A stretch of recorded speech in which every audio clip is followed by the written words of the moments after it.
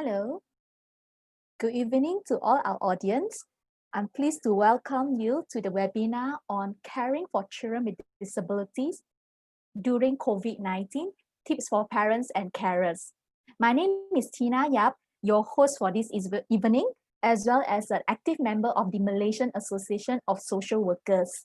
Okay, for your information, this webinar is organized by the Malaysian Association of Social Workers, funded by UNICEF Malaysia, and in partnership with Childline Malaysia. Before we get started, a little bit of housekeeping. Okay, so if you look in front of me, you'll see a note here about Zoom ethic. Kindly check your on-screen name that it matches to your name so that we will be able to identify who you are. If necessary, we appreciate that you kindly rename your name, okay, on your on-screen name. Use earphone with attached microphone to reduce echo. Okay.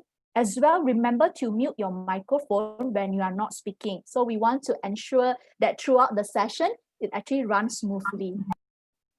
Turn on video tab if you are to ask questions to the speaker or when you are ready to ask or to share. Stop video if you notice that your connection is lagging. Okay.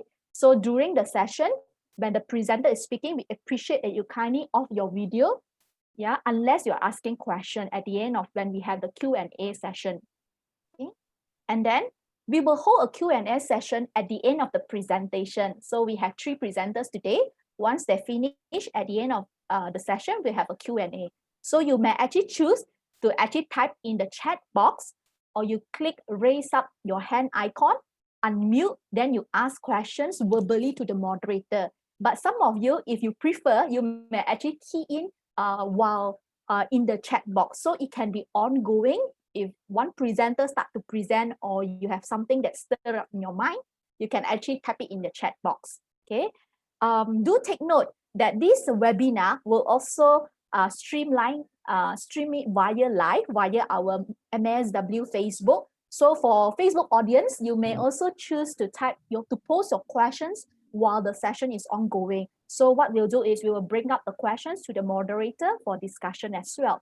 Okay. At the end of the session of this webinar, we will share a feedback form. There's a link for you all. So do kindly spare a few minutes of your time to complete the form. We truly appreciate your valuable comments so that we know what could be further enhanced as well, and also to cater to the needs of the participants. Okay. And without further ado, I shall hand over this time to our moderator. So we have Dr. Faizal Mazud, a social work senior lecturer from University Malaysia, Sarawak. So I'll hand over to you, Dr. Faizal. Thank you, Tina. Bismillahirrahmanirrahim. Assalamualaikum warahmatullahi wabarakatuh, and salam sejahtera and a very good afternoon. My name is Faiza binti Haji Masud, if you all can see. I'm from University Malaysia Sarawak, from the Social Work Studies program. And it is my privilege and pleasure on behalf of the Malaysian Social Workers, MASW, as organizers, to be able to welcome invited speakers, UNICEF representative, childline, parents, carers, social workers, social service providers, MASW members, and all participants from various walks of life to this important online seminar. Thank you everyone for being here with us on this Sunday afternoon. This webinar on caring for children with disability during COVID-19, tips for parents and caretaker, is made possible by the funding from UNICEF and our project partner, the Childline Foundation. Wabak COVID-19 telah memberikan kesan kepada semua orang secara langsung tanpa mengira usia, latar belakang dan tahap kehidupan. Namun demikian, golongan berisiko atau at-risk group, that is vulnerable population, akan lebih terkesan dari aspek sosial, kesihatan dan ekonomi. According to WHO, during the pandemic COVID-19, with the MCO in place, persons with disabilities have more healthcare needs than others, both standard needs and needs linked to impairments, and are therefore more vulnerable to the impact of low quality, unreachable health care services than others. In addition, compared to people without disabilities, people with disabilities are more likely to have poor health condition. Pandemik COVID-19 telah mengganggu kebanyakan rutin kita, sama ada sebagai seorang ibu bapa ataupun sebagai pekerja. Dan bagi keluarga yang mempunyai keperluan khas seperti kanak-kanak mempunyai keadaan perubatan atau ketidakupayaan perkembangan, keadaan ini menjadi lebih teruk. Ini pastinya memberi banyak tekanan kepada semua orang, terutama kepada ibu bapa yang mempunyai anak-anak yang kurang upaya. Kerana mereka perlu mengambil peranan sebagai ibu bapa, guru dan penjaga, dan juga mempunyai keupayaan atau keperluan untuk menjadi ahli terapi kepada anak-anak mereka. Okey. Tanpa berlengah lagi, let us, before we proceed to the presentation by the speakers and introduction, let us welcome the UNICEF representative, Sivanathan Nordin, Chief Child Protection at UNICEF, to give a welcome address. To you, Sarah. Sarah, yeah. Great. Hello, good afternoon. And I just wanted to say thank you very much for this invitation to UNICEF to provide opening remarks to this important event. Distinguished guests and partners, I just wanted to begin by saying thank you for organizing, thanks to MASW and to Childline. And also to begin with, I just wanted us to reflect for a moment on the situation of people and children with disabilities, and that we all have to remind ourselves that that group of people make up the world's largest marginalized group globally. So that's something really that we need to consider when we're reflecting on children with disabilities today. I also wanted to raise the situation of Malaysia. There was recently a national health and morbidity study that was conducted in 2019. And in that study, Malaysia's disability prevalence rate was reported at 4.7% for children between 2 to 17 years old and 11.1% for adults. And this equates to around 1 in 20 children and 1 in 10 adults in Malaysia having some form of disability. So again, it's a large number of people in Malaysia, a large number of children that we're talking about today. Children with disabilities face multiple deprivations globally and in Malaysia. And it's also important to recognize that we really have very limited disaggregated data about the situation of these children. And legislation and policies tend to ignore them. That's partly because we don't have the data. And also service provisions exclude them. Communication and information that build environment is not accessible to them, and society perceives them as different or abnormal and may assume that they be treated differently or outside of the mainstream. And this again perpetuates the discrimination and stigmatization that they face. In view of all this, I just think that we all here today need to recognize that children with disabilities typically do not feel or see that they're valued or included within their own society. The COVID-19 pandemic has exacerbated these multiple deprivations that are faced by children with disabilities in Malaysia, as well as across the globe. At the start of the first MCO in Malaysia, which was in March 2020, UNICEF and our partners undertook a rapid assessment looking at the impact of COVID-19 and the lockdown on the situation of children with disabilities and their families. And the findings from this study highlighted the fact that 44% of those children with disabilities and their families could not access the services they need. 24% felt lonely and isolated. 24% experienced loss of earnings, meaning that they couldn't afford their basic necessities. And 17% did not initially understand the risks of COVID-19, while 14% felt that their physical and mental health was regressing or getting worse. And 34% wanted more child-friendly and disability-accessible information, but couldn't get it. So again, this survey was very important to help us understand how the situation during COVID-19 was exacerbated, the problems were exacerbated for children with disabilities. So the work that UNICEF Malaysia is focusing on with our partners, including very importantly MASW and Childline, is to highlight challenges and change this lived reality that's faced by children with disabilities and their families at present. And a critical part of this effort is to change mindsets of people.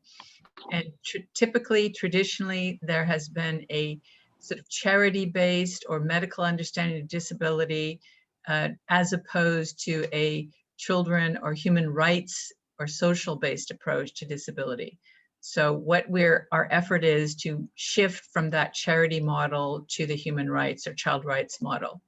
And this means we must strive to stop thinking about how children with disabilities and their families can change to fit into a normal society in order to access basic services and participate equally. Instead, we must look inwardly and ask ourselves, how do we, both as individuals and as service providers, adapt to accommodate and include all children, including those with disabilities? The privileges that we all enjoy and allow us to navigate life without having to overcome multiple deprivations that children with disabilities and their families face. We must all choose to be more inclusive in our approaches and make sure that all children in Malaysia have the best possible lives and can fulfill their expectations as much as possible. And thank you very much for organizing this event, which is all contributing to that goal of ensuring that all children in Malaysia have the best possible situation in their lives. Thank you very much. Thank you, Sarah, for the welcoming remarks. Now, let us start to get to know our speakers today. We have 3 speakers, and it is a great pleasure for me to introduce our distinguished speakers who are going to share with us about tips for parents and caretakers caring for disabilities during COVID-19 pandemic. Our first speakers, Ms. Anne, a mother and activist and advocate for people with disabilities. Ms. Anne Subashini Sivanathan is Honorary Secretary, National Autism Society of Malaysia, NASOM. Ms. Subashini will share her insight experience into challenges and opportunities to support the children with disabilities. She has been involved since 1990, working with, advocating for, and partnership with agencies, both government and non-profit parties interested in promoting inclusive education in early education and primary school environment. She also trained in special education. Our second speaker, Puan Norasnida Nordin, Puan Nora, Ketua Penolong Pengarah Jabatan Pembangunan Orang Kurang Upaya di Ibu Pejabat Jabatan Kebajikan Masyarakat Malaysia. Beliau mempunyai pengalaman selama 15 tahun bekerja dengan individu kelainan upaya di dalam institusi dan di luar institusi. Puan Nora will focus the current services available for PWD in Malaysia. Our last speaker for today, Dato Dr. Amar Singh, Dr. Amar is a nature-loving doctor who is passionate about children, especially children with disabilities. Dr. Amar spent 30 years and more of his life advocating for the rights of children with disabilities through his work and research in the public health setting. His work and contribution are acknowledged and recognized at the national and international level. Dato Dr. Amar will talk about managing mental health for carers, parents with children with disabilities. Without further ado, let us begin with our first speaker, Ms. Anne Subashini. Ms. Anne, the floor is yours. Thank you. Dr. Faisal, and good afternoon, everyone. As I speak, I will turn off my video and it will be used by the shared screen. I hope that will work for everyone. Thank you.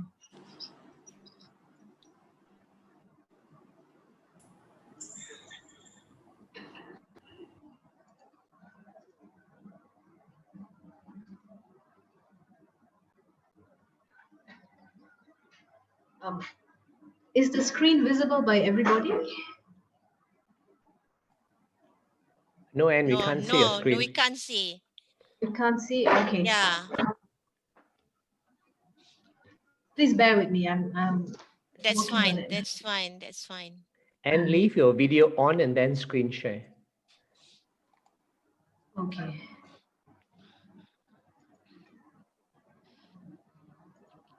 Yeah, it's coming. Okay. Now we can see. Okay. Yep. All right. You want to slideshow and then put it on slideshow? And Yes, please. can you do it? There's the below Bottom the right bottom icon. the icon. Okay, working on it. Yeah. Okay. Good. Yeah, Okay. good. Very good. Okay. It's good now. It's good to Yep. go for everyone. Yes, please. Yes, Okay. please. Okay. Thank you.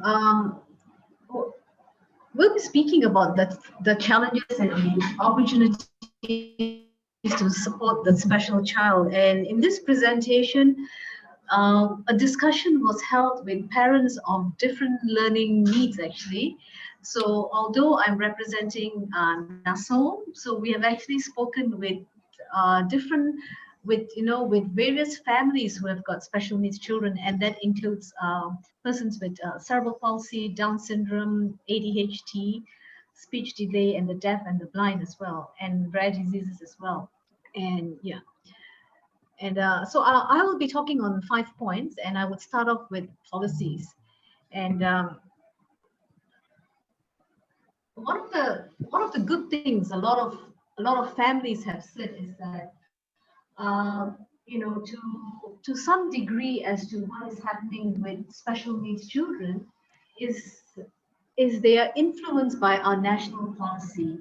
And when schools were closed and then there was a short time when schools could be reopened, and children with special needs were allowed to actually go back to school.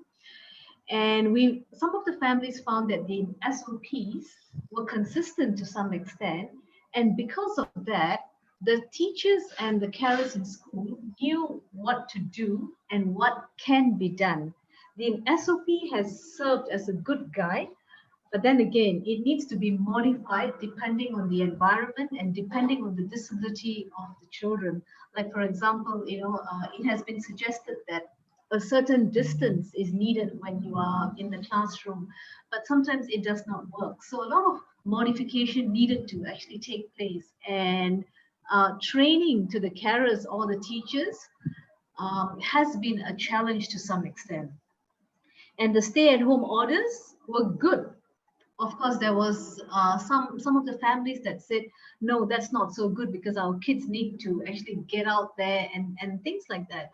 But then again, although we were not informed of what COVID-19 was all about in the beginning, it was very new, and the whole world was actually trying to figure out how do we work best for everyone involved. And so although the side effects were there, as in if they were not out there, there's going to be a lot of underlying side effects. But then how else to be safe if we do not comply?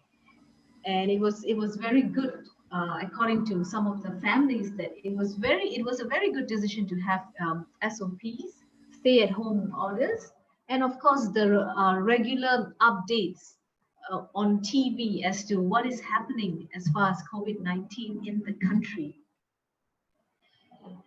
The stay-at-home orders. Now, the impact on families, and it was tough because a lot of families had to take on the roles of teachers, music teacher, therapists, and then also families were also facing challenges because they had to work. And at the same time, they had to work with their child, coping with online teaching. And this has actually created a great impact on them in the sense that parents found themselves in a very compromising situation, as in, were they effective as teachers? And then also, how important is their role at this point of time? Are they going to be providers? Are they going to be teachers? Or are they just going to ensure that there's going to be enough food on the table? So, and a lot of families have gone through great challenges as in to keep the income going in the family, because a lot of them have been, retrenched. And so there was a great question as well, as in how am I going to be coping with this? How am I going to be coping with my child who has special needs? And if I don't follow through all the necessary therapies, and sorry. And another important part is socialization. And we all know, to some extent, children or persons with special needs need this. And through socialization, it really helps with the mental stress. It really also helps with coping strategies, and it also helps that it's like if you are cooped up in the house at all times, how are you going to exercise yourself? uh, what is it going to do as far as your child's mental health is concerned? And the families were also concerned, because it's not only affecting their child who has special needs, but it's also affecting them as carers, and also the other siblings at home. So it was a great challenge for them in that sense. And then also, like physical and emotional health. A lot of families actually found out that there was more meltdown seen at children, and children's behavior took a toll on them, because they were seeing behavior that they had not seen before. Then again, it was a question among them, as in, because they have not been their child's teacher, and suddenly they are seeing behaviors that the child has exhibited in school but not at home. So once again, it was a major concern, as in what do they do, understanding the child. And a lot of families have actually gone through this whole thing, as in who is my child now, because my child has become a different person because of this pandemic, because of this they don't have accessibility to even go to parks, to meet friends, and what they would usually do, as in to meet with friends at school, or let it be at therapy centers, has suddenly become alone. The child is very, very alone at home. And although there are family members at home, but the siblings or the parents have their things to do. And then also for teachers to the identification and dealing with specific disabilities. When the child is at school, a lot of families say there were lesser emotional behavior, or rather, a meltdown that was exhibited. And a lot of them are saying it could be because of the environment. And now that the child is at home, and the child has been deprived with a lot of things for the child's benefit, of course, because of COVID-19. And so families are seeing that, okay, how do I deal with my child who has autism maybe, and another child who has cerebral palsy? So we have also spoken to families who've got children with disabilities, not just one child. So that has become a major concern, as to how much am I giving? Am I giving enough for this child's well-being? Am I making up for the lost time in school? And like I said before, and this has caused a lot of stress among family members. And so that's where abuse has come in. Family abuse, verbal abuse, physical abuse, not intentionally, but it's just, one of the things where, sometimes parents feel that that's the best way to cope, because they have not been trained, or they have not been informed as to how much or what can be done. And then accessibility of needed therapies. And there was a time where this was not even seen as essential needs.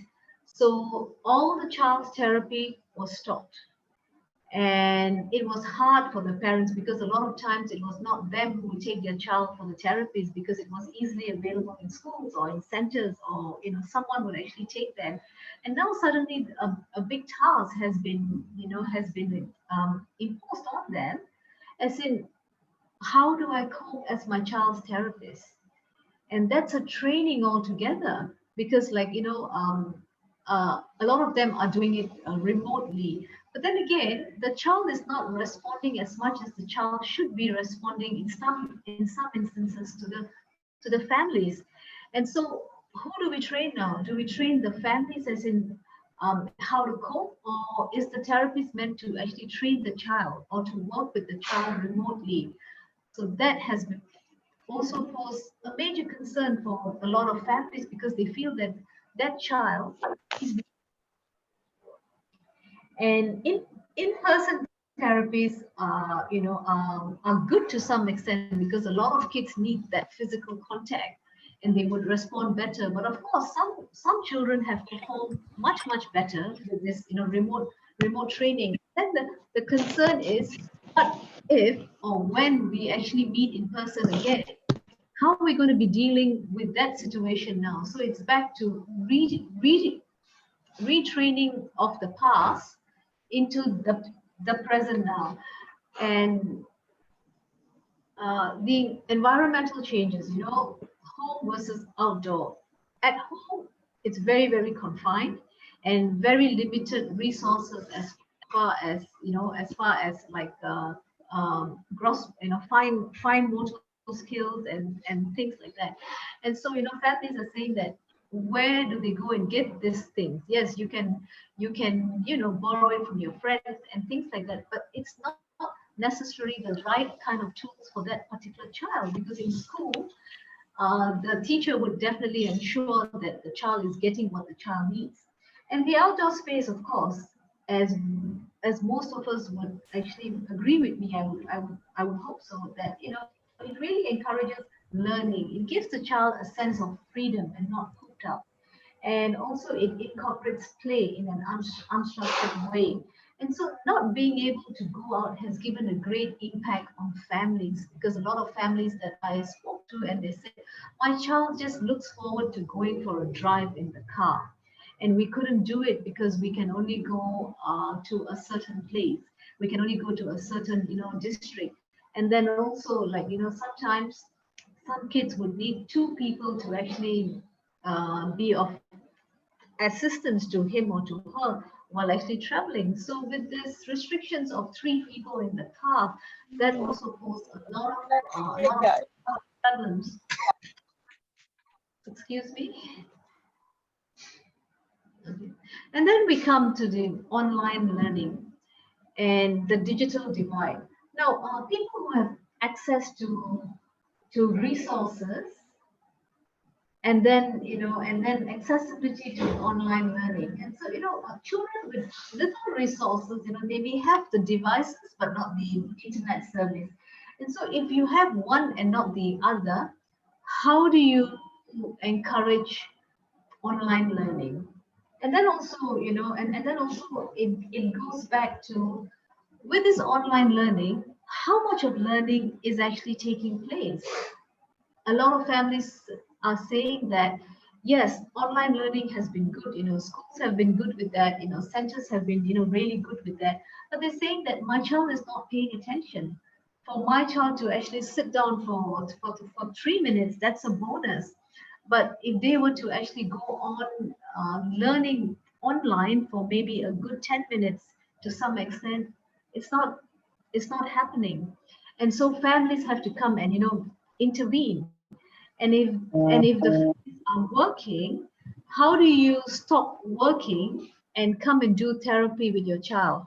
So that has also posed a lot of problems. And so a lot of families have decided, you know what, I can't cope with this online training. I'm just going to let my child do, whatever my child is comfortable doing at home. And so you can only imagine the amount of teaching that is actually happening with the child at home. And for some places where they don't have digital learning or a device, a lot of the teachers have actually sent like homework pack for the child. But then homework pack without being guided by someone who knows what to do also poses a problem for the families, because it's like, how do I do this? what do I need to do, do now? And so a lot of families find themselves doing it. And so once again, children are not getting what they're supposed to be actually getting if they could only go to school, or if accessibility for learning is made possible in a different manner. And then we come to, virtual learning and the child's disability. Now, not all children, as I mentioned before, enjoy virtual learning because sometimes the screen is too small, or they actually like to see it big. And so that has regressed as far as children are concerned. And then again, how do you get someone who has a problem to actually sit down in front of the screen for a long time? How do you get teaching done? And so it boils down to the teacher or the parent or the carer being creative. But none of us have gone through training as in how do you teach online. A lot of them have, I think a lot of them are saying, yes, we all do video calls, and that's to the extent of that. And if my child is not interested to look at the screen, and my child is actually communicating with someone else, okay, that's fine. But now when it comes to teaching on the screen, how do we do that if it's not happening? And what's going to happen? Because like the child has not been in school for almost 6 to 7 months now, and there's a lot of things that is lacking in that developmental growth at that point of time. So that also poses another challenge. And then also, some of the therapies do not translate over a screen. The ones that need a physical touch is like, how do you do this? How do you do this? Because a lot of children respond better to teachers when they are teaching, and they see their parents as parents, someone who's going to be, playing with them in a different manner. So it's a whole lot of adjustment for the parent to understand their child, as in what can they do to make teaching effective and valuable at the same time. And so, a lot of teachers we know, in fact, at our, NASOM centers, and I'm sure at many centers, they all have the heart. They all have the heart to actually look into this child's well-being and to want to know more. But the not to know how is lacking there. And to look for, funding to actually train them to do online teaching has been a major issue for a lot of non-governmental organizations, because a lot of funding that was meant to be has all been channeled towards COVID-19 funding. And so we have lost a lot of our funding opportunities around that. So our teaching, our virtual teaching or training has posed a bit of a problem for us. And so a lot of families, a lot of teachers are just figuring it out themselves, as in how do I be creative? If it's about maintaining now, it's like, okay, my child is actually doing that now, so I'm going to be actually maintaining that now. So how do we minimize the degree of regression now? That's the main concern of most families that we have spoken to. And what do we do now? How do we advance this state? We want to ensure that our child is coping well before the child, before the child gets back into an environment where the child can actually mix with friends again. So that's posed a lot of questions as far as families and carers and teachers are concerned. And then we go to the parent-child relationship, the training of parents and the training of caregivers, which we are very, very passionate about. But we are also concerned, like, how do we do this now? We can't meet in person, and we have limited resources as far as technology are concerned. It's out there, we all know that, but if we have like, say for example, 20 children that, that we actually need to, create individual plans for, how can we use remote learning as a good platform to actually do that? And that actually requires a lot of training and retraining. Physical exercise, as mentioned before, when a child puts on the mask and the face shield, as you can see in our photograph here now, it also, creates other problems, as in, a lot of children do not like a face mask on their face because it has, sensory issues with them. But so, how do we cope? And they said that you have to actually maintain a certain distance with the child. So how do we do that? Like in this picture, you have to actually think whether is it safe in an environment like this. But some families have given us consent and they have said, okay, we don't mind if there is no appropriate gap between you and my child, because we know that my child will learn better if there is a physical contact, or an affirmation like, hey, you know what, you are doing well. So a lot of families have given us that sort of consent. And then when it comes to social emotional growth, as the word itself suggests, social, we need that. We need that. If you can look at this picture, and then you can also see the degree of comfort a child feels when the child is being, comforted in a social environment, and that will actually promote emotional growth. And families are getting concerned now, as in, how do we do that? Because we are restricted to our homes now, as far as teachings are concerned. And so, as we all know, and as it was, very well said by our UNICEF, our representative earlier, children with disabilities have challenges getting services during normal times. During COVID-19, the same services are even more challenging. Thus, children and their families become further at risk. Now, COVID-19 has brought to light the divide between those who have and those who don't.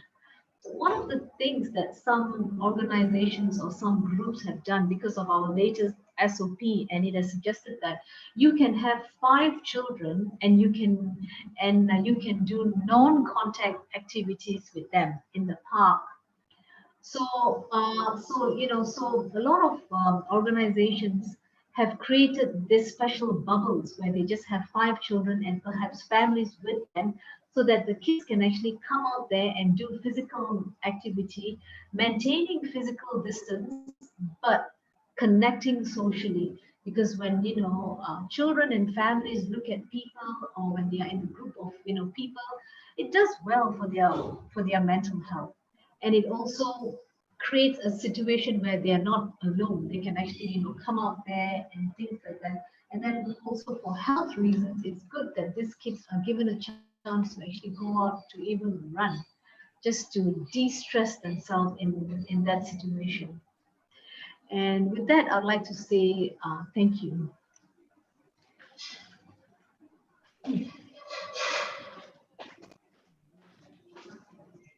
Thank you, Anne, for the um, for the exploring the issue about online learning and the adaptation of parents and carers throughout the MCO, especially within not only for parents with disability, but also I think it has been an issue for parents having to deal with online learning, and especially for those who are in rural areas and remote areas, especially in Sabah and Sarawak, who have been struggling not only during the MCO, but in normal situation, or in the routine of taking care of their children with disabilities. And I hope for all participants, if you have any questions that you would like to ask the speakers, you can put in the chat box. And at the end of the presentation, we hope we can ask the speakers to answer the question. Without further ado, we have our second speakers, Puan Norasnida binti Nordin, to talk about services JKM offer that we're able to help or assist parents and children with disabilities. To you, Puan Nora.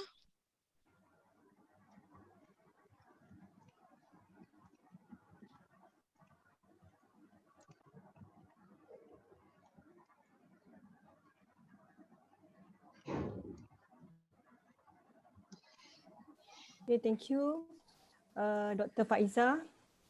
Good afternoon, everybody. Before I start my sharing for this session, I would like to thank to our organizer, MASW, for inviting Department of Social Welfare.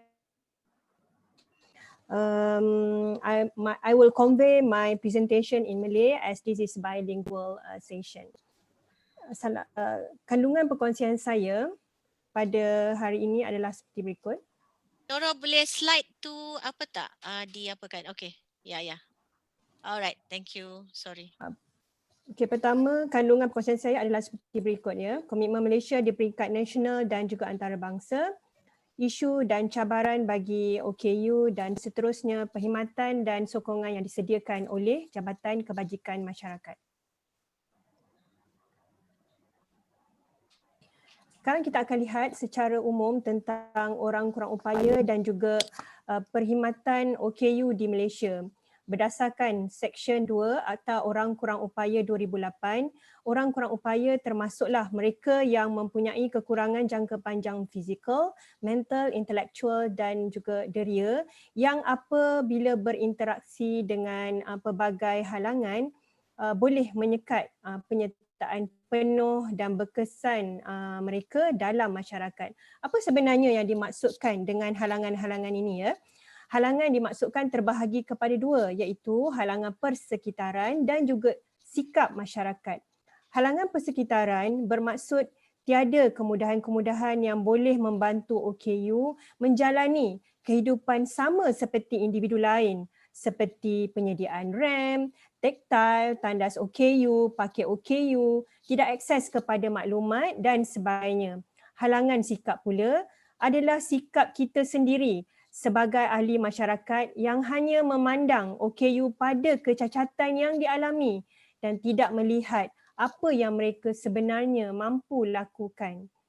Bagi melaksanakan tanggungjawab berkaitan OKU ini, Malaysia mempunyai komitmen di peringkat nasional dan antarabangsa berdasarkan dokumen-dokumen seperti CRPD, Inchon Strategi, SDG, Dasar Orang Kurang Upaya dan juga Akta Orang Kurang Upaya 2008 bagi menterjemahkan semua dokumen berkaitan ke dalam bentuk program dan aktiviti dan memudahkan pelaksanaannya oleh agensi atau pihak bertanggungjawab.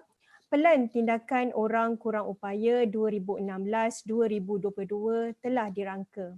Secara umumnya, komitmen Malaysia di peringkat antarabangsa dan nasional ini adalah bertujuan untuk memberi pengiktirafan serta penerimaan prinsip bahawa OKU mempunyai hak dan peluang yang sama bagi penyertaan penuh dalam masyarakat, memastikan OKU menikmati hak, peluang dan akses secara saksama di bawah undang-undang negara, menghapuskan diskriminasi terhadap seseorang atas sebab ketidakupayaannya dan juga mendidik dan meningkatkan kesedaran masyarakat mengenai hak OKU.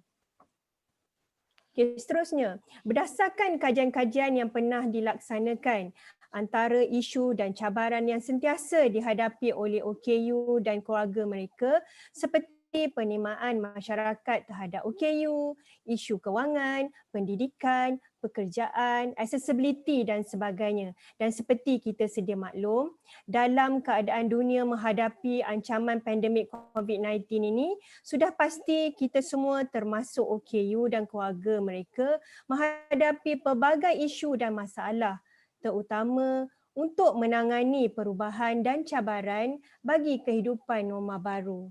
Dan berdasarkan isu dan keperluan ini, pelbagai perkhidmatan disediakan oleh JKM dan juga agensi-agensi lain kepada OKU. Okay, sekarang saya akan berkongsi dengan tuan-tuan dan puan-puan mengenai perkhidmatan dan sokongan yang disediakan oleh JKM kepada keluarga dan kanak-kanak OKU. Okay, perkhidmatan pertama yang disediakan adalah pendaftaran orang kurang upaya. Pendaftaran OKU dinyatakan dalam Akta Orang Kurang Upaya 2008 dan ia bermatlamat untuk mengenal pasti bilangan, kategori dan taburan OKU. Seterusnya, merancang program-program yang bersesuaian dan menyediakan perkhidmatan dan kemudahan kepada OKU. Sehingga 30 November 2020, seramai hampir 600,000 OKU telah berdaftar dengan Jabatan Kebajikan Masyarakat. Jika kita lihat di sini, kategori kurang upaya yang teramai adalah daripada kategori fizikal iaitu mewakili 36% dan diikuti pembelajaran yang mewakili 34%. Sekiranya dilihat kepada anggaran daripada WHO, 15% daripada rakyat di sesebuah negara terdiri daripada golongan OKU. Dan jika dilihat kepada anggaran ini, Malaysia dianggarkan mempunyai 4.89 juta OKU.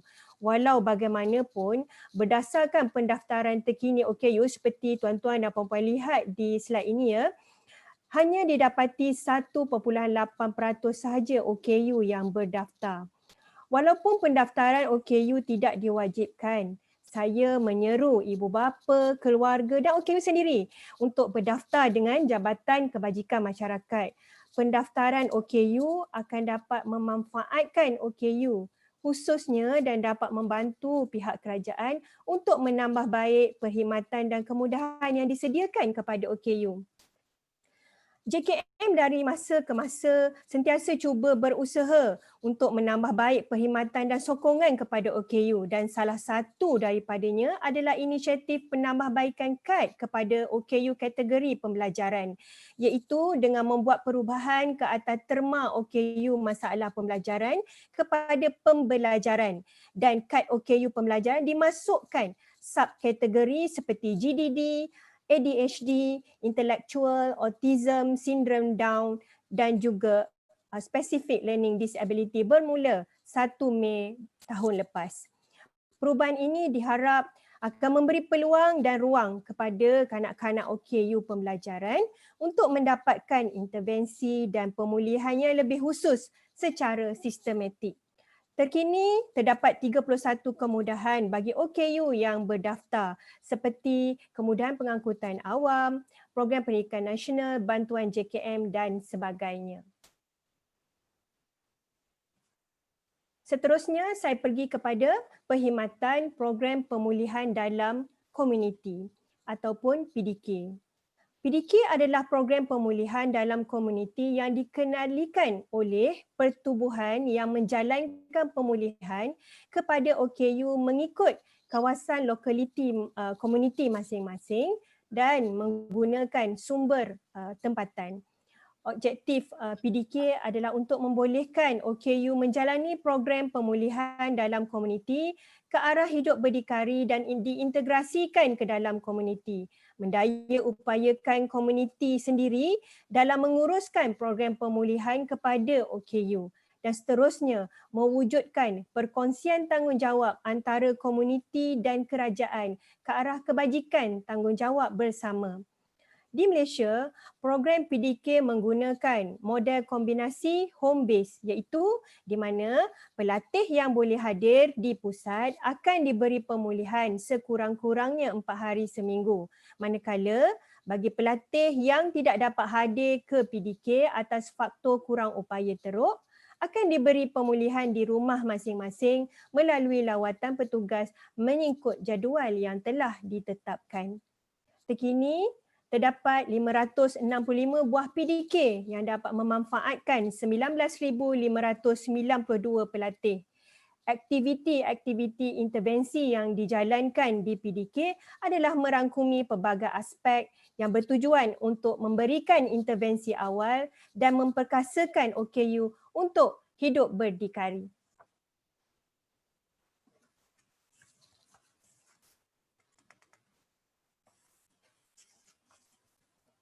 Okay, seterusnya, saya akan berkongsi dengan tuan-tuan dan puan-puan berkenaan dengan perkhidmatan institusi di JKM.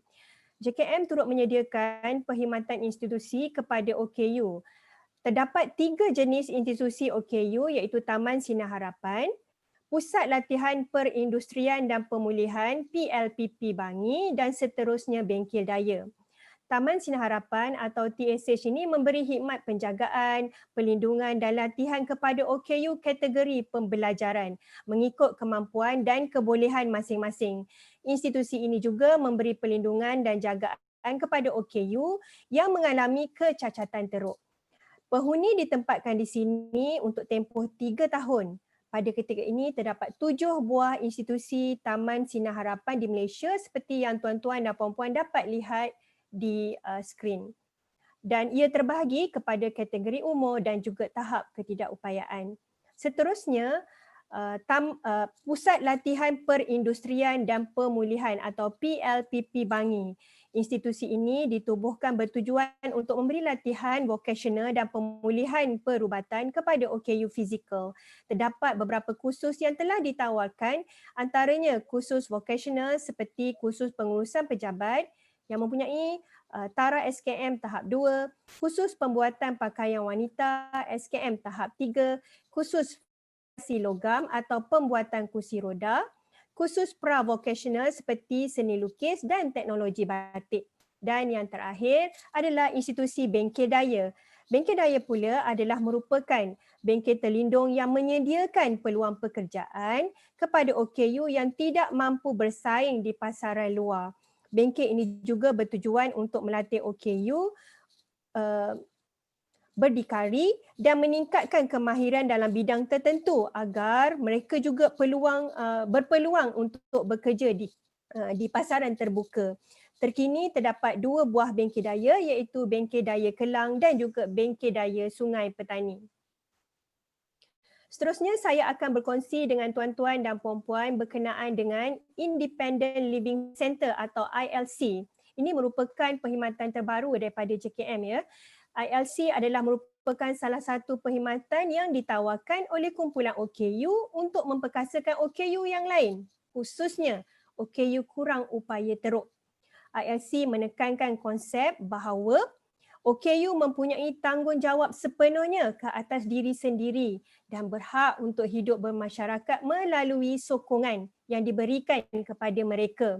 Di sini, kita dapat lihat apabila permohonan dikemukakan kepada ILC, OKU berkaitan akan disokong melalui program Khidmat Hidup Berdikari. Program Hidup Berdikari ataupun ILP yang bertujuan untuk meningkatkan kekuatan dalaman OKU dan motivasi diri supaya mereka mudah untuk diintegrasikan ke dalam masyarakat. Program ini mengandungi 10 bab pengurusan diri seperti penentuan matlamat hidup, mengenali dan memahami diri mereka sendiri, kesihatan diri mereka, pengurusan keuangan, pengurusan hubungan sosial dan sebagainya.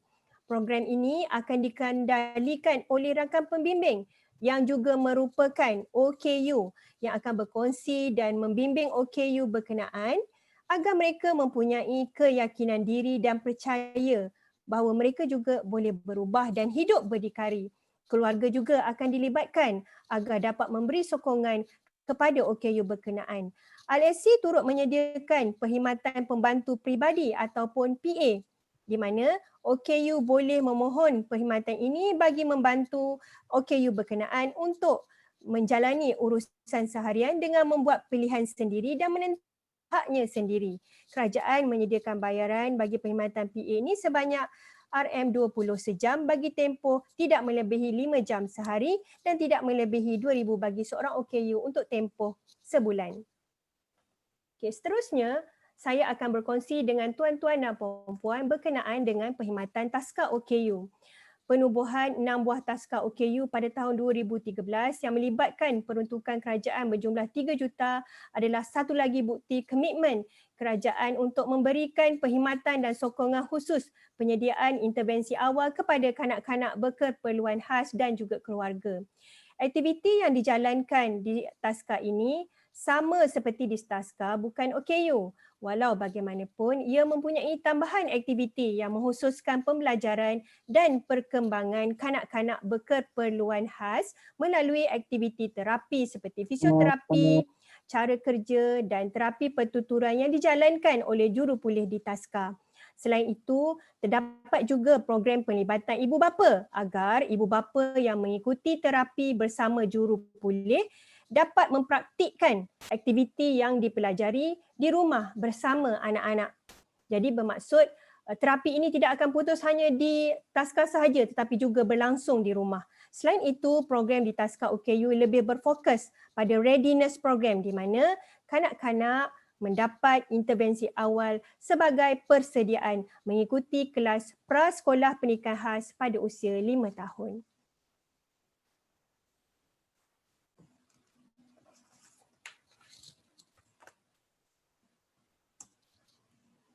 Seterusnya, program perkhidmatan job coach. Untuk makluman semua, perkhidmatan dan sokongan yang disediakan kepada OKU oleh kerajaan adalah meliputi pelbagai peringkat umur agar perkembangan OKU tidak terhenti pada satu-satu tahap sahaja dan boleh diperkasakan ke arah kehidupan berdikari. Oleh yang demikian, program perkhidmatan job coach telah disediakan kepada OKU yang telah bersedia untuk bekerja. Job coach adalah merupakan individu yang terlatih yang akan menghubungkan antara OKU dan majikan. Ia bermatlamat untuk memastikan OKU kekal dalam pekerjaan. Perkhidmatan ini merangkumi 6 peringkat bermula daripada penilaian OKU, penilaian tempat kerja, pemadanan kerja, sokongan intensif di tempat kerja, natural support di mana OKU akan disokong oleh rakan-rakan sekerja dan majikan sendiri dan seterusnya feeding dan follow up di mana job coach akan memastikan OKU boleh berdikari tanpa terus bergantung kepada job coach. Saya akan berkongsi pula dengan tuan-tuan dan puan-puan berkenaan dengan program DET dan juga DRST. Bagi memastikan sokongan kepada OKU dan keluarga secara berterusan, program DET dan DRST telah dilaksanakan agar masyarakat dapat memahami mengenai OKU dan konsep sebenar ketidakupayaan dan bagaimana menyantuni OKU seperti tuan-tuan dan puan-puan lihat di slide ya. Kefahaman masyarakat dan semua pihak daripada pelbagai peringkat mengenai OKU dan ketidakupayaan sebenarnya adalah kunci utama pengintegrasian OKU ke dalam masyarakat dan secara tidak langsung ia dapat memberi sokongan kepada OKU dan keluarga mereka untuk menjalani kehidupan sama seperti bukan OKU. Seperti yang telah saya maklumkan tadi, salah satu daripada faedah pendaftaran OKU adalah boleh memohon bantuan yang disediakan oleh JKM. Bantuan ini boleh dimohon di Pejabat Kebajikan Masyarakat Daerah, jajahan, bahagian negeri di seluruh negara. Setiap permohonan akan disiasat dan diberi pertimbangan berdasarkan kelayakan dan bukan hak tetapi tanpa mengira latar belakang kaum, agama dan juga jantina. Kesungguhan kerajaan dalam usaha meningkatkan kesejahteraan OKU dapat dilihat melalui Belanjawan 2021 baru-baru ini bertemakan Teguh Kita Menang Bersama.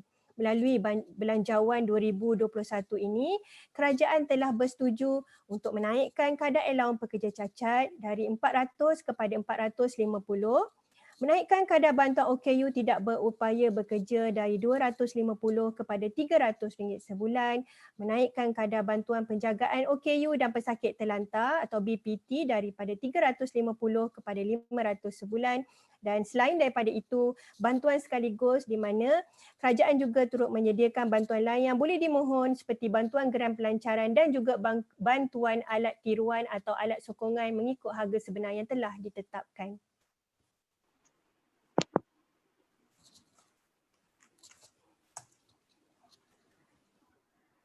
Perkhidmatan seterusnya yang disediakan oleh Jabatan Kebajikan Masyarakat adalah sokongan psikologi dan juga emosi yang boleh diperolehi daripada talian kasih 15999 dan talian khas kaunseling atau perkhidmatan tele-kaunseling. Talian kasih 15999 ini adalah merupakan perkhidmatan yang beroperasi 24 jam setiap hari yang mana talian ini berfungsi sebagai single point of contact kepada semua masyarakat untuk mengemukakan pertanyaan, aduan dan juga permohonan. Talian khas kaunseling atau perkhidmatan tele-kaunseling ini pula khusus bagi perkhidmatan kaunseling dan psikologi kepada mereka yang terkesan daripada penularan wabak COVID-19 serta PKP. Ia melibatkan seramai 528 orang kaunselor di bawah Lembaga Kaunselor Malaysia dan JKM di seluruh negara. Terdapat juga kaunselor-kaunselor ditempatkan di JKM daerah bagi kawasan-kawasan perintah kawalan pergerakan diperketatkan. Sebagai kesimpulannya, perkhidmatan dan sokongan kepada OKU yang disediakan oleh JKM adalah sebahagian dari yang disediakan oleh pelbagai agensi dan pihak kerana perkhidmatan OKU adalah merentasi pelbagai agensi dan pihak. Sekiranya kita bekerjasama antara satu sama lain, sudah pasti perubahan yang lebih positif dan segera akan dapat dilaksanakan masa hadapan untuk kesejahteraan OKU. Dengan itu, sekian, terima kasih. Terima kasih Puan Nora di atas maklumat mengenai perkhidmatan yang disediakan oleh Jabatan Kebajikan Masyarakat kepada keluarga dan juga individu kurang upaya daripada institusi hinggalah kepada bantuan-bantuan yang lain yang berkaitan. Okay, kita ada beberapa soalan in the chat box. So hopefully by the end of this, we can ask the speakers to respond to the questions. And for our last speaker, we have Dato Dr. Amar untuk memberikan berkongsi sharing about mental health for carers and parents with children with disabilities especially during the COVID-19 pandemic, especially during the MCO that I think is relevant not only for parents with disabilities, for us parents and carers who are stuck, I can say stuck in the house, to be with our children, online learning and working from home and dealing with day-to-day, routine as parents and 24 hours facing our children at home. So to you, Dr. Amar, thank you. Thank you, Dr. Faiza, and everyone just please call me Amar is fine. Thank you to Amy Bala from Malaysian Association of Social Workers who invited me kindly, and I'm glad that UNICEF and Childline are involved in this. I'm going to share my screen. And can you see that screen? Ken? Yes, Dr. Amar, yes. Thank you very much. Yes. And I bring you greetings from the NECIC, which is the National Early Childhood Intervention Council, which comprises, about 30 NGOs working in the early intervention preschool area. I also bring you greetings from the National Family Support Group for Children and Parents with Special Needs. And if any parents want to join these online support groups, we are very happy to. And of course, we're here to try and make the right real in Malaysia, that OKU rights matter. My email is there in case anyone needs it. Now, I will be sharing some of these things, and I have the entire talk that I'm giving is in more detail in notes, and that's with the organizers, with Tina, and I've also got a behavior notes, which is more in-depth, and Tina will drop this now into the chat box as well as into the Facebook link. The notes on the session I'm going to do is going to be a general overview on tips on how to keep ourselves well during this period for families and carers of children with disability. But the behavior notes here is more detailed. It tells you in slightly more detail how to deal with difficult emotions and behavior that the children will face. So I'll cover a little bit about COVID impact. Then I'll talk about 5 tips about building our resilience, having access to a support network and individuals, keeping a daily routine, understanding our children, having fun. And then to end off with some movements that each of us should make in our life in this time.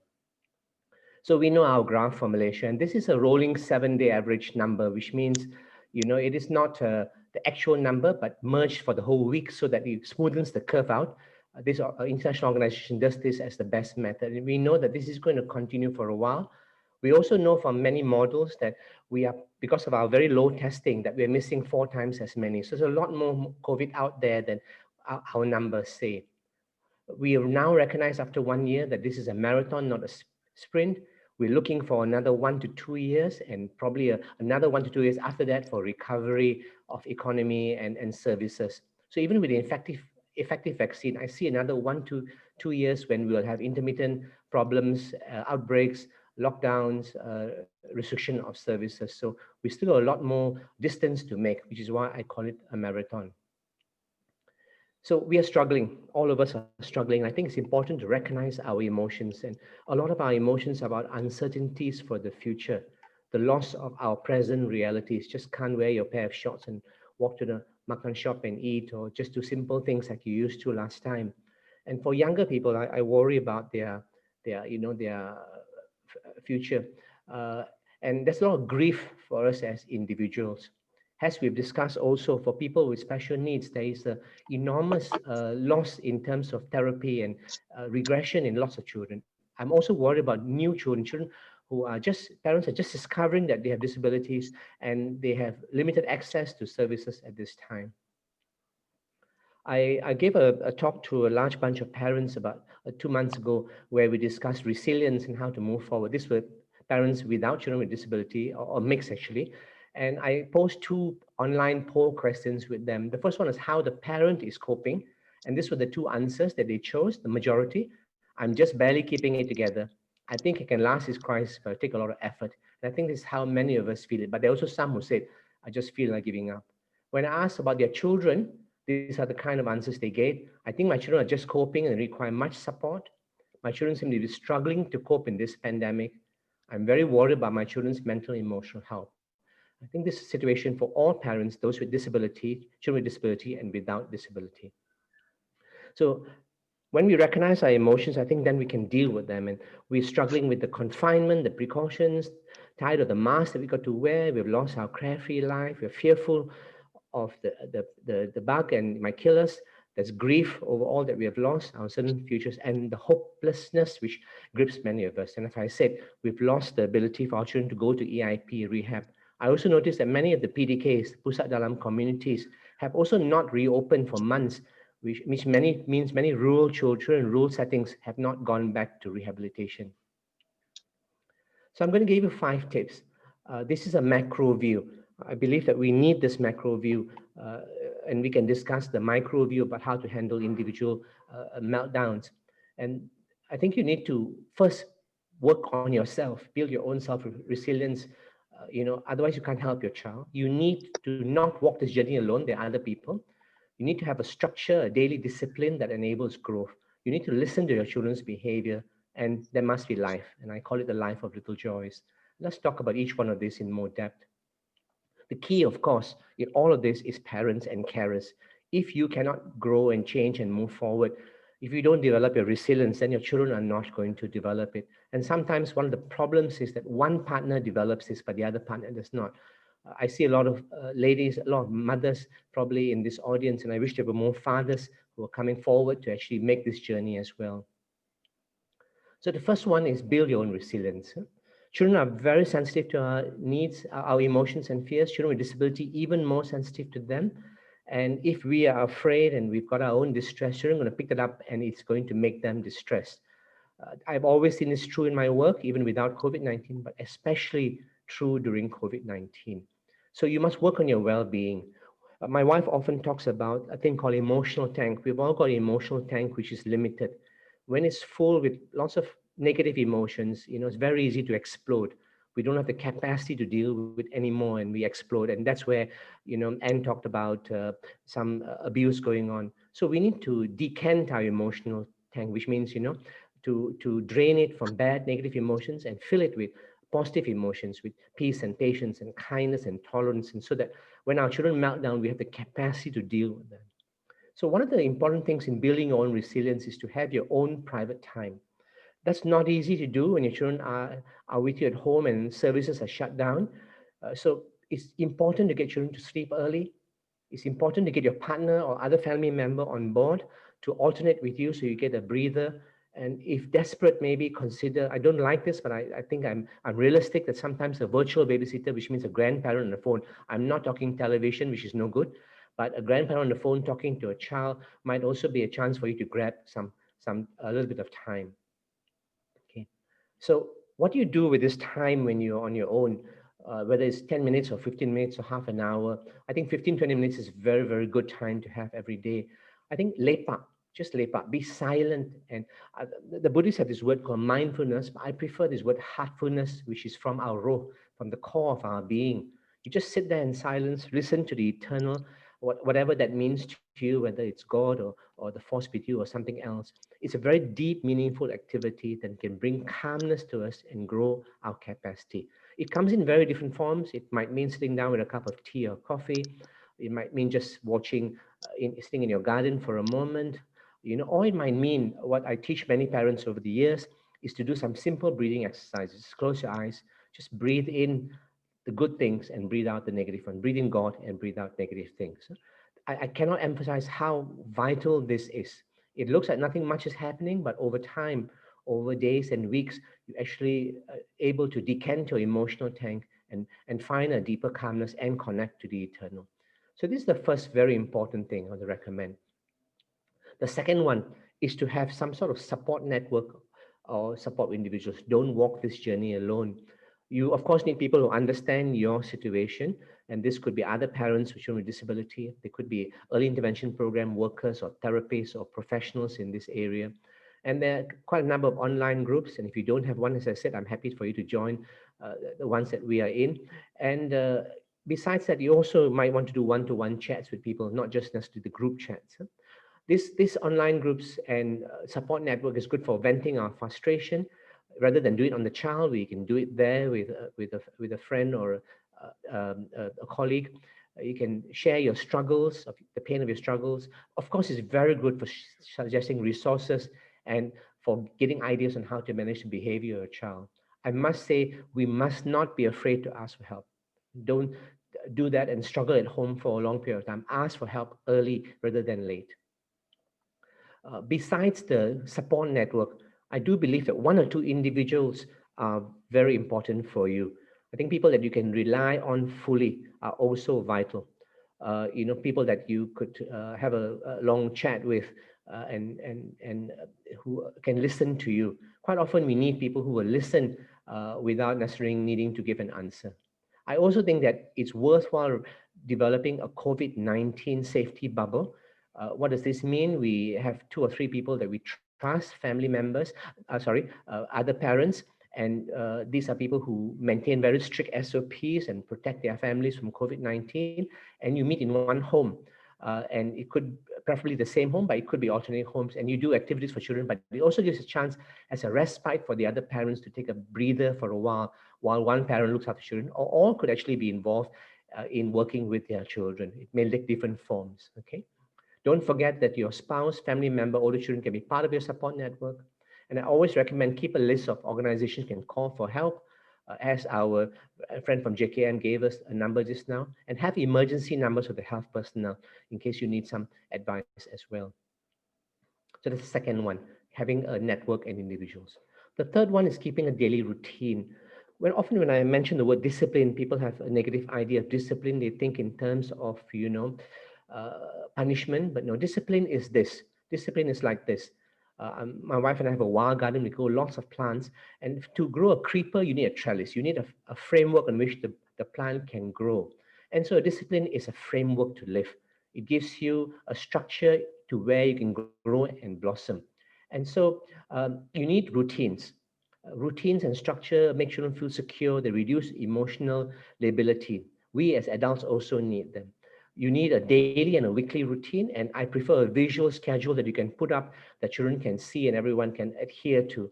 I like to get children, even children with disability, involved in preparing it, and this includes a schedule about sleep time, meal times, nap times, activity times, play times. I repeated meal times there twice, but I think as Malaysians, we won't mind that. And often if you have to work from home or you're working with your children at home, Do it for a short period of time and then have fun activities in between, break up into blocks. Okay. In addition to the full routine I mentioned, I suggest to consider one full day off in the week as unscheduled. However, this may not be necessarily good for every child. Some children with autism need 7 days a week structure. And so I leave it to parents who know their children best to decide whether you can have this one full unstructured day off. In the home, try and clear boundaries. You may masking tape on the floor, or you may use a separate room. So one place is where we do our work, our EIP. Another, a school. The other place is actually where we can play. Another place for meals. Do avoid a screen free for all time. This is dangerous. Don't just give your child a handphone or the TV and Astro and just continue forever. I think you must fix your screen times. And I think parents also must fix their own screen times. There's a huge volume of messages and media now. It can get drowned, and this can actually put us in despair. In addition, have a weekly free screen time with the family. What does this mean? Leave your phone on, but turn off your Wi-Fi, your data plan, so no messages can reach you. Silence all your notifications. Don't take any pictures. I think you got enough pictures in our life. And just spend time with nature. You can, pack some food, some sandwiches, go and sit in the park. Now I think we are allowed to do this more, and more of this kind of restrictions will released. And what you do at that time is just listen to each other, just spend time with each other and with nature. So this is number 3, okay? Keeping to daily routine. As part of that routine, I also try and plan things for children that don't need supervision, some things, okay? Use non-competitive reward systems for behavior, a star chart for that child only, not competing with other children. Involve children in household activities, gives them some purpose, and have what my wife and I do. We have a daily physical routine, which is extremely good for health, but also very good to de-stress all of us. It could just be walking up and down in front of your house. Fourthly, you need to understand your child's behavior. This is the toughest one. And I wish I had 2 hours to run a behavioral workshop with you. But there's a variety of issues here to deal with. There's the meltdowns, the distress, the eating problems, sleeping problems, and other things. And to understand your child's to help your child develop emotional mental well-being, you need to listen to their behavior. And this requires what we call attentive listening, where you don't just listen to the outbursts, but you listen to what's unspoken. You look for triggers and consequences. What triggers is and what the child gains out of it. Everybody wants attention. Children also want attention. So sometimes it's acting out for attention. Sometimes if you're really lost, I think consider a video and sharing it with your trusted friends for insight. And so in the specific notes, I've described things like this. What are typical challenging behaviors that we have in children, the typical triggers that we have when the child's bored or trying to escape an activity, or, their routine is broken, or they're attention seeking, or they want some reward, and how to deal with it. The way to deal with that, of course, is A, B, and C. We recognize B is the behavior. We identify clearly what this behavior is. We keep a diary, which is there in the notes. I've given you an example of how to keep a diary. And then we make changes to A or B. We try and reduce the triggers, or we change the consequences. And this is what helps diminish the behavior. Okay. So that's listening to your children's behavior. Okay. Fifthly, have fun. I call it the life of little joys, something I thought about seriously. I've always done this, but thought about it seriously during COVID. We need to celebrate small things and simple things, not just big things. Take joy in small things as well. Look deeply. I always believe nature has a profound effect on us, and God meant it for that to be. And this, for example, is a few of the many birds that visit our urban garden. We are in the smack of Ipoh, but we keep a fairly wild garden, and lots of birds visit. It's a small. We have 60 or 70 species that visit us, and they're wonderful to watch. And many of them become friends with us. Okay. Here's a bunch of wildflowers.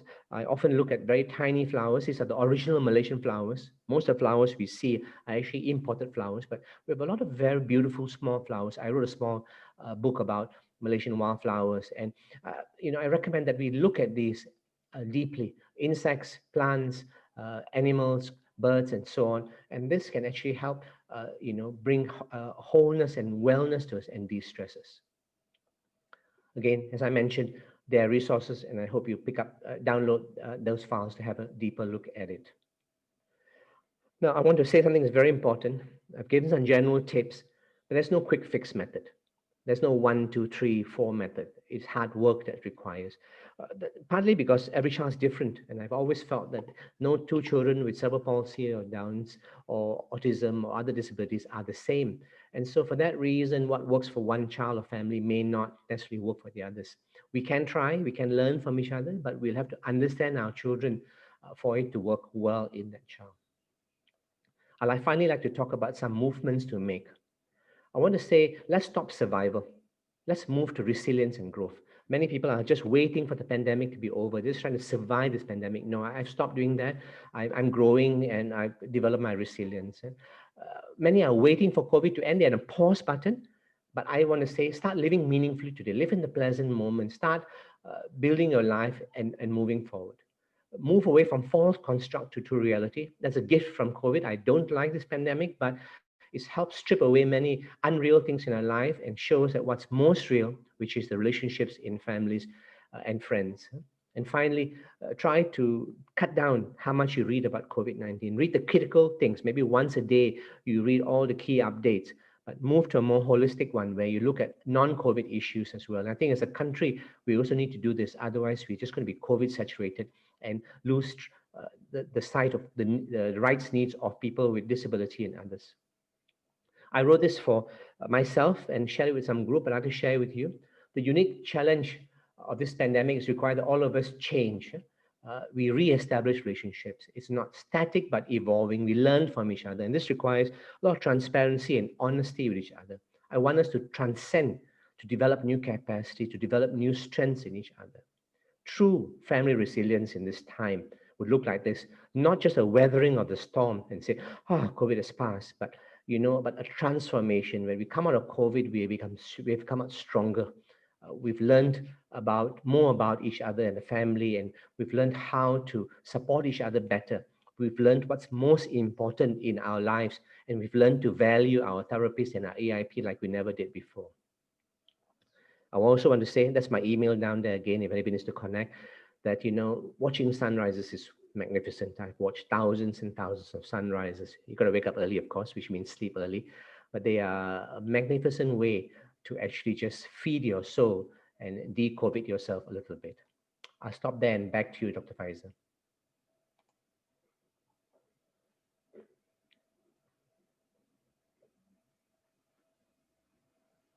Faisal, you're muted.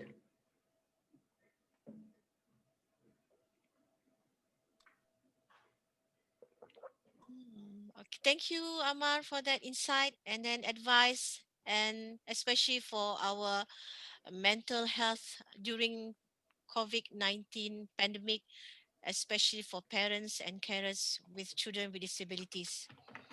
I think the take on message for all of us today is by relying on our strength and our family, our friends, our support from our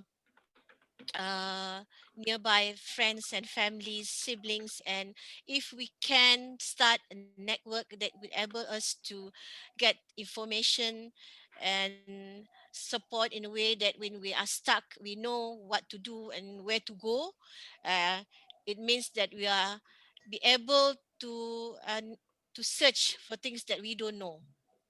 Okay, this means drawing on your resilience using strategies. I think we have to have our own strategies, and what Dr. Amar was saying, that we can try to start not looking at what we cannot do, trying to find out what we can do and help ourselves first as parents before we can help our children.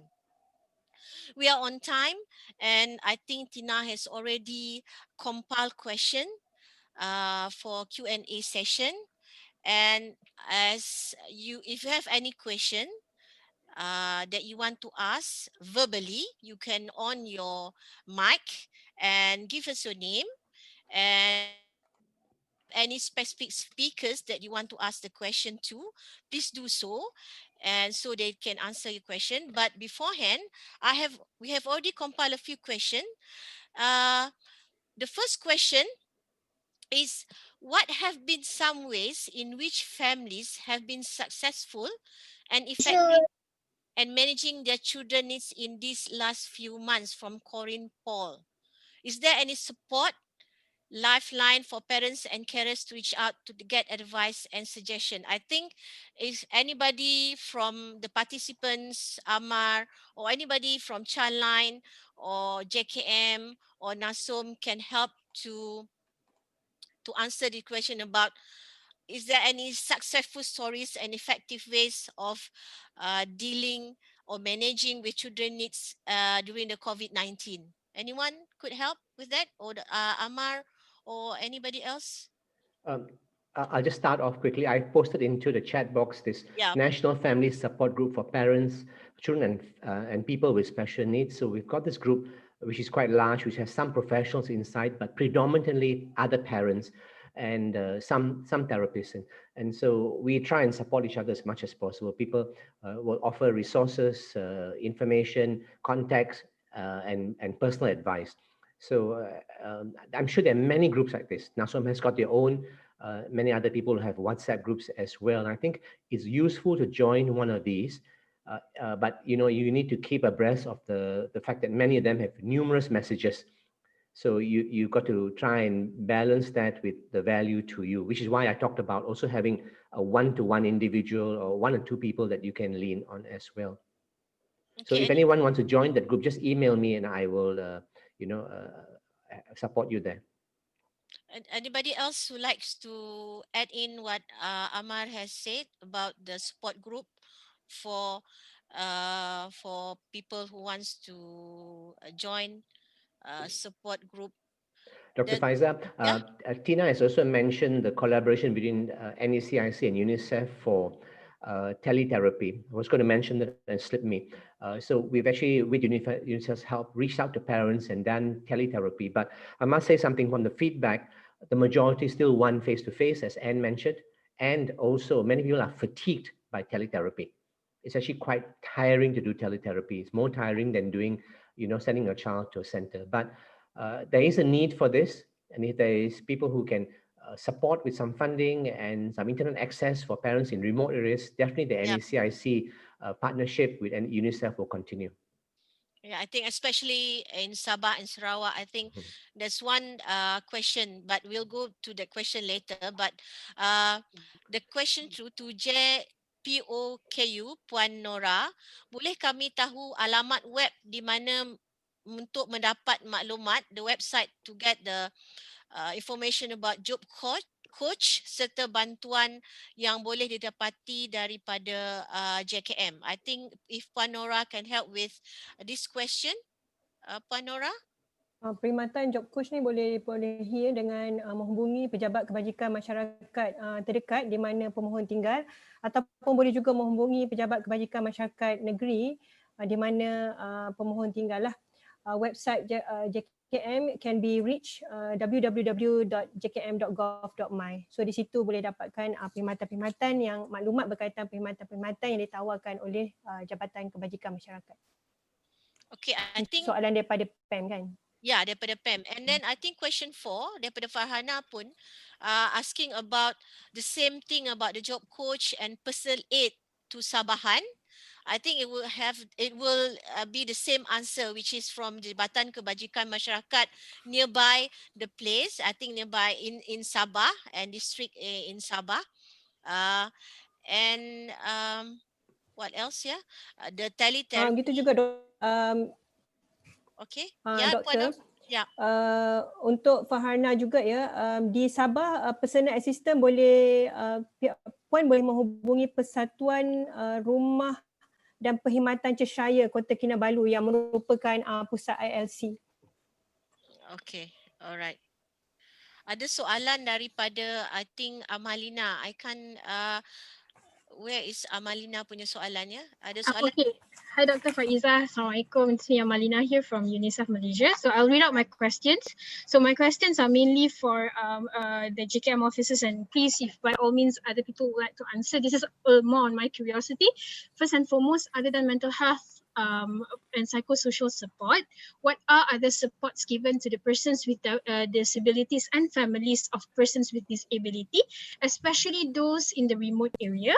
And number two would be, what are the supports extended to B40 families with persons with disability post movement control order? As we know, most of the families loses their job and whatnot, other than monetary support.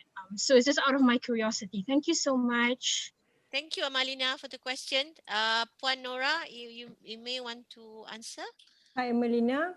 Actually, support given to the PWD and families of PWD in the remote area are same as what offered to other PWD in other area.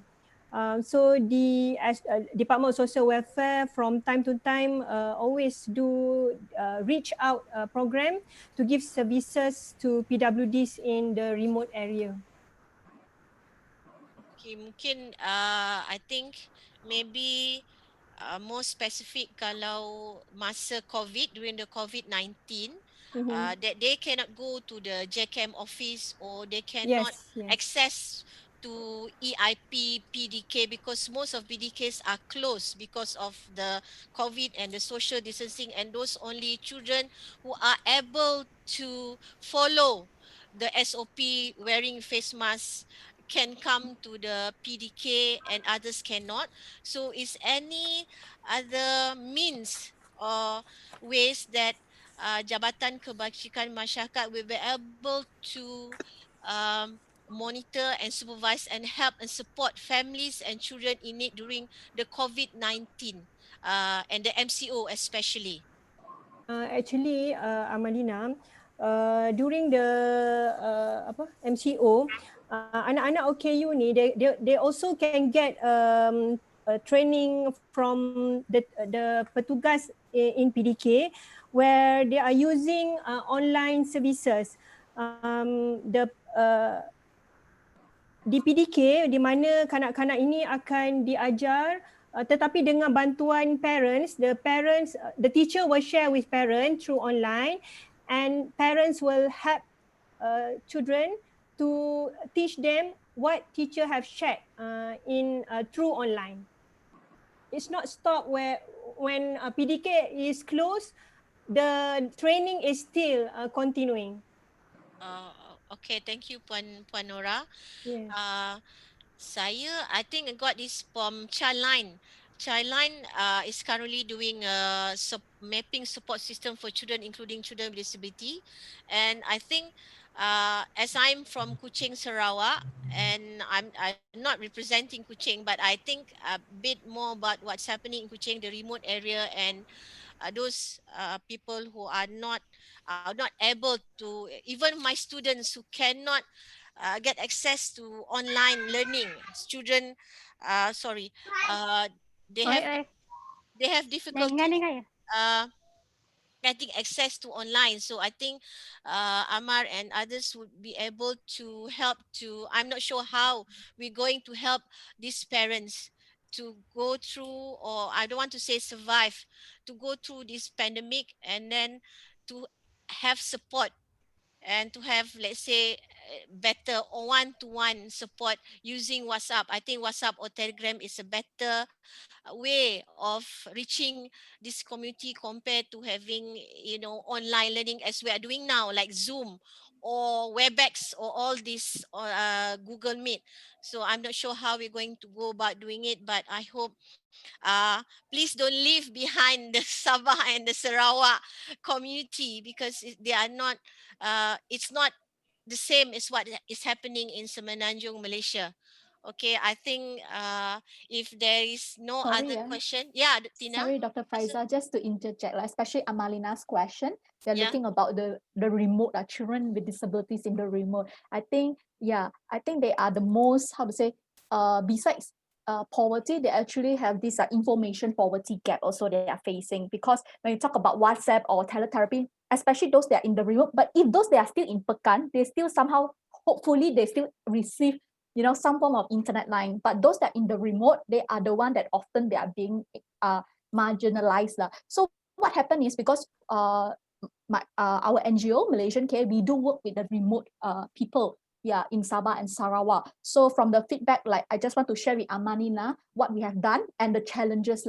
So what happened is, our community worker, they are based in the remote. What we do so far for the past many years, we actually train up villagers. They themselves, to be equipped at least to understand some basic developmental of the children as well as intervention. So we actually train the villagers or parents so that they can actually provide home-based, at least to run some basic home-based ideas with the child. But definitely it's a challenge, because what happened is we actually try to send our community worker to look into to manage the whole. Sometimes it just go beyond intervention. It can be very complex. So we actually try to get our case community worker to enter to actually look into the whole family system as well. So this is one of the things that, not many are willing to go into the remote. And I think Dr. Amar also keep on noting, not many. Yeah, so it's like an ongoing, and we hope that more social workers can be raised up to be a community development worker to actually take up this challenge as well, to actually go into the remote to actually serve the disabled person, because not many. And the challenge is to go into the place is already take up the longest that we have tried, 6 to 8 hours drive, just to actually reach out to the community. So I would say that what we have done so far is actually to provide home-based intervention. We can't try out all the family. We try with just 1 or 2 families in one targeted area. The rest of them, we constantly doing home visitation, as well as provide basic understandings about child development and what they can do at home. Yeah, this is in Kudat Pitas. Yeah. Thanks. Faiza, there are 2 other options. Yep. One. Dr. Amar, you are not. There are 2 other options. One is to use the health backbone. Many of the health clinics would have some internet access, and what they've done with teletherapy is we've brought the parents and the child to the health center and done the teletherapy there. And health centers are usually quite remote, many of them. So that's one option. The second option is to use books that are translated into multiple languages. Robert Deller's lovely book, which is in 3 languages at least. I haven't seen a Tamil version, but definitely Malay, Chinese, in English are available. Malaysian Care's got them, and we can sponsor them. Many people can sponsor them to individual parents or communities, and they have got very good exercises. He's got put very good exercises on different areas of fine motor and gross motor, speech, education, and so on. And parents can use those exercises to train their children at home, where there is no worker, where there's nobody to help them. So I think we must, at this time, diversify our thinking. Yeah. If I can add on. Yes, thank you. NASOM has 15 centers nationwide, and we also have 1 center in Kota Kinabalu, and it has a very good parent support group. So if there's any parents who would need support, if they have a child under the autism spectrum, more than willing to actually connect with NASOM Kota Kinabalu or in our various centers here. And you can always check them out on Facebook. Can I share with Dr. Faiza?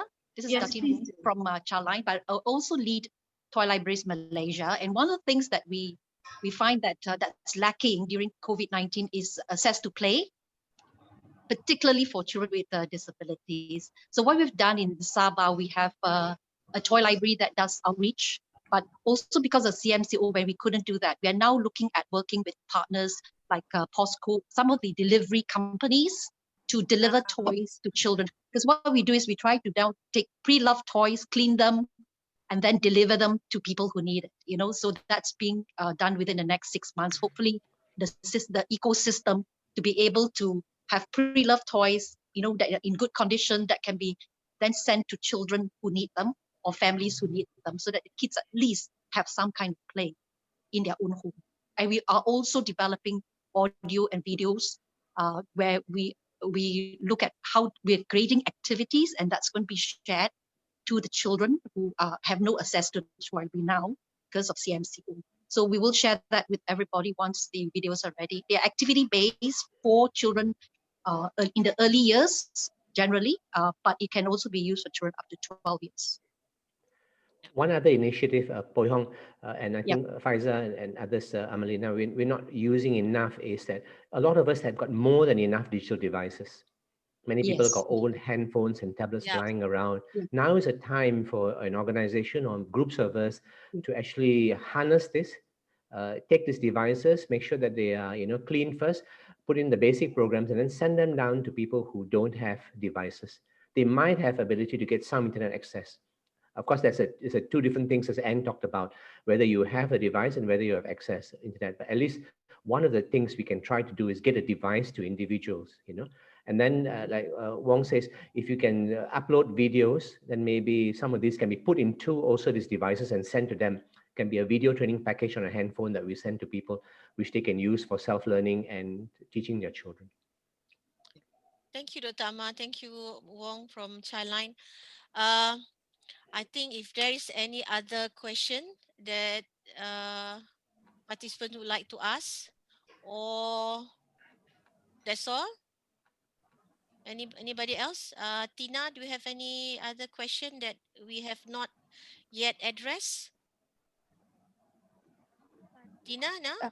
Sorry, I think there are questions like from the Facebook. People want to know the support group, the name of the support group that Dr. Amar was talking. Yeah. Yeah, I posted that in the I posted that inside the thing, and maybe you can post with them. It's called the National Family Support Group, and I'll post the name there again. Okay, it is based on Telegram. We used to be in WhatsApp, but we migrated Telegram so we can have very large numbers. Yeah. So if anybody just emails me, and Tina, I'm happy for you to post my email in Facebook as well. So the National Family Support Group for Children and People with Special Needs is run by parents for parents. That's what I like about it. And these are very strong parent advocates. They come from different children with different disabilities, and they all seen their children through inclusion and fought very hard for inclusion. So they're great parents to link with. They're not parents who give up easily. So if anybody just emails me, make sure you have a Telegram account. We can just easily add you on board. Thank you, Amar, for that. The comment from Dr. Choi. Dr. Choi? Dr. Amar, you have a great, it's SK Choi here, so Quen. Okay.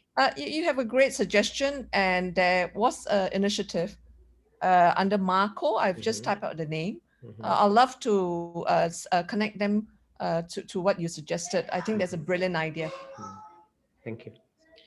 I think what we can do, like for MSW and Tina, or in the Facebook, we may want to list whatever we have information today for anybody to get access of the website or email, like Amar's email or any information that is available. I'm sorry, Amar, if you don't want that. No, it's fine. It's fine. Don't worry. It's fine. I'm happy to help people. Yeah. So at least, we don't want it to stop here, because we can't do this every day, but we can have, other means that from one website or from one email, they can reach other network or other support groups. So at least we can give them, a suggestion to whom they should go if they need help or any information regarding the children or any stress or anything that they want to ask about. So I think if we don't have any other... Faizal, can I make another comment? I think since Tina is working with Malaysian Care, she should mention that Malaysian Care keeps a registry of all NGOs working with disability. Tina, can you post a link to people so that at least they can go and look for an NGO nearby? I often get phone calls or emails from people from all over the country looking for NGOs in the area, and I point them to this link to go and find things. Thank you, Tina. Thank you, Amar. Do we have Sorry, any other? Just to add on to Dr. Amar, since all of us here, I want to take this opportunity. Thank you, Dr. Amar, for reminding me. So we have this service directory for people with disabilities in Malaysia. So it's actually gathering of government agency or non-profit organization or association that work with people with disabilities. So we constantly try to, of course, the most updated will be Wire Online, but every 4 years, we'll try to publish in hard copy, because there's a lot of requests, especially from the doctor practitioner. They felt that they want a hard copy, they do not want a soft copy. So our next publication expected to be out by January for 2021 edition. So I will give you the link, whatever we have, but the most updated will be released by January next year. Okay. And I think we have this from Wong Childline, but Amar Singh, pre-loved devices that we can, refurbish for others to use if they cannot access to online or network. Especially in Sabah and Sarawak, it's something is quite critical. And then I have to say the certain students, first year students are not able to continue studying because there has been difficulties not only online. I think whatever we have faced daily routine that I don't want to say interfere with our learning, online learning. It is something that we need to consider when we deal with not only uh, parents or care with disabilities, but I think the community as at large. This is what we are facing, and we don't want, as Amar was saying, it's not going to be soon. It's not COVID going to be, we can greet of COVID next year in January for exactly. We can't say that. So I think for us, MSW and other organizations should be able to work together, JKM and NGOs, to help parents and carers with disability to maneuver during the COVID-19 and MCO until we can be able to go out and continue our normal routine as parents and as carers. I think that's all for now.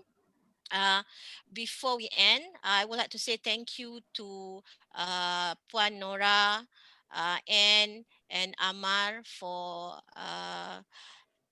coming to the webinar, and we spent, I think, about 3 hours on our Sunday afternoon.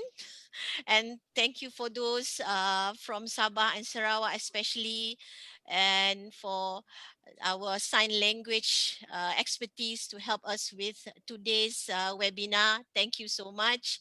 And Ustaz, mohon maaf, orang Melayu kata mohon maaf atas segala terkasar bahasa tersasul, even though I'm teaching online, but some things, it has been the difficulties since the online to reach the students, and sometimes student kata, saya terpaksa pusing rumah nak dapatkan access to the online lecture during this time around. So I know it's been difficult, and thank you MSW for organizing, and then UNICEF for funding this, and then Childline for partnering the project with AMSW. Thank you Tina, Laila, and Amy, Bala, and MSW for organizing this project activities. And before we close our webinar, I would like to invite our President, MSW President, Associate Professor Dr. Suhaimi Muhammad from UKM telah bersedia tu dengan senyum dia. Terima kasih sekali lagi. Assalamualaikum warahmatullahi wabarakatuh. Stay safe, and then well done, and then continue working hard on whatever your passion, and then enjoy life. Ya, Dr. Amar, enjoy life. See you. All right. Thank you, Faiza. Very wonderful moderating the sessions.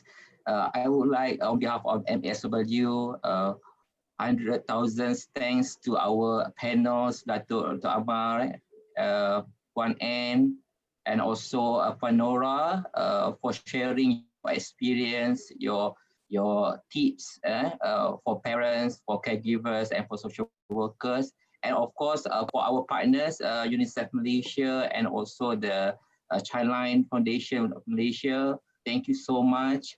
I appreciate this kind of series of webinar because it's actually opened up our networking during the pandemic COVID-19. We have a few series that we actually planned for this year. So this is like the third series. Then I think we're going to have another series by the end of this year. So with this kind of webinar, a lot of knowledge, experiences, tips be given to the participants, whether you are social workers, you are carers, you are caregivers, which is really in need, especially when dealing with children with disabilities. These are the marginalized group that we always take for granted, actually people who are living in poverty, living in a remote area. So we need to reach this access and make a social welfare available to everybody. All right. So thank you to all our panels. I cannot conclude all, but with all the remarks the tips given, and also the sharing session during the chat box, I think really helped. At least we can do something to move and make our life better, give something to the people, ask something if you don't know anything, and link something to others, so at least others can say thank you and we have a good nation. I think with that, I would like to thank you to our great interpreters. They have two our great interpreters, one's Raida and another one. So I thank you so much for your hard work. It's really excellent. We have this kind of webinar. We have also interpreters. So maybe in the future for the MASW webinars, we're going to have more like this, because this can be a good model, so we can reach to all the participants. All right. At the end, again, I would like to thank you for our partners, UNICEF, and also the Childline for making this a reality for this webinar to all the parents and the caregivers. And thanks to all our social workers who are always lovely, spend 3 hours on the weekend with us. Thank you so much. And thanks to MASW Secretariat for organizing this lovely. Thank you. Well done.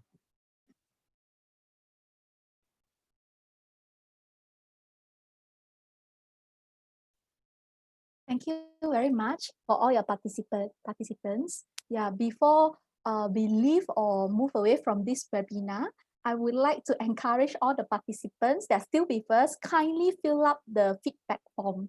Yeah, we truly appreciate your valuable information.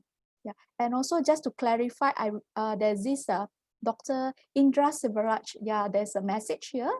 Yeah, you can actually read it here. I'll just read out. Thank you very much, MASW and our panelists, for the excellent sharing.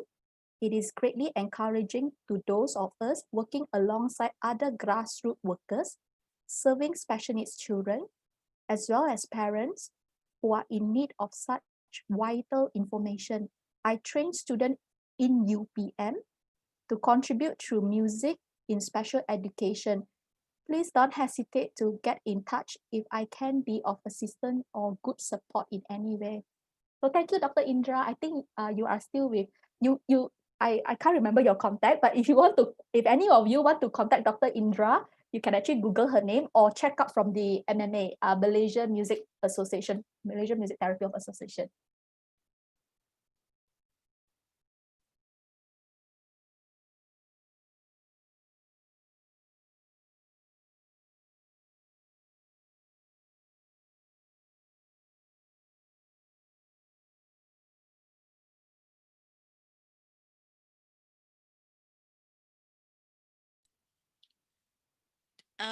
Tina, where is for the feedback? Is there the feedback, the form in the chat box? Is there a form in the chat box, Tina? Okay, there is a form for you to fill in to give feedback to MASW. If there is anything that you would like to add, or you like MSW to organize, I think that would be great if you can fill in the form. Okay. Anything, Amy Bala, would you like to say before we leave, before we end the webinar? Thank you, Faisal. And thank you, the team from MASW who did a great job. Congratulations. And I thank everybody who made time to come. Thank you, thank you, thank you, thank you again. And it has been quite some time in the MCO. I have not been to Kuala Lumpur to meet with the MSW members since I think the early this year. So thank you so much, and thank you for everyone who comes here today to the webinar, even though we are not meeting each other face to face. But I think this is the new norms that we might have to get used, seeing, is physical distancing but not social distancing. So now we change to only physical distancing, no more social distancing. Thank you, Dr. Suhaimi, for the closing remarks. And I'm not sure, Tina, should we just leave, or What? Sorry. Yeah, before we leave here, appreciate if you could on your video, your camera. Yeah, because we want to take a photo, group photo together. Yeah, kindly on your camera. Assalamualaikum, Prof. Azlinda. I haven't seen you. Who else? Waalaikumsalam, Waalaikumsalam. Thank you so much, Dr. Faiza. It's nice to be meeting all of you. Thank you. Semoga semua sihat. Yeah, I was listening. It was a wonderful seminar, and to all the panelists, thank you. It is very informative. So we definitely need the guidance and so-called support, yeah, for the group. Thank you. Okay, so we have to take 3 times for this round. So I'm not sure where's the position of y'all. So bear with me. We'll take 3 times. So first slide, I'll get Arno will screenshot. Okay, so I'll count to 3. 1, 2, 3. Okay. Now we'll move on to second screen. Okay, I think second screen, kindly appreciate if you could on your video, your camera.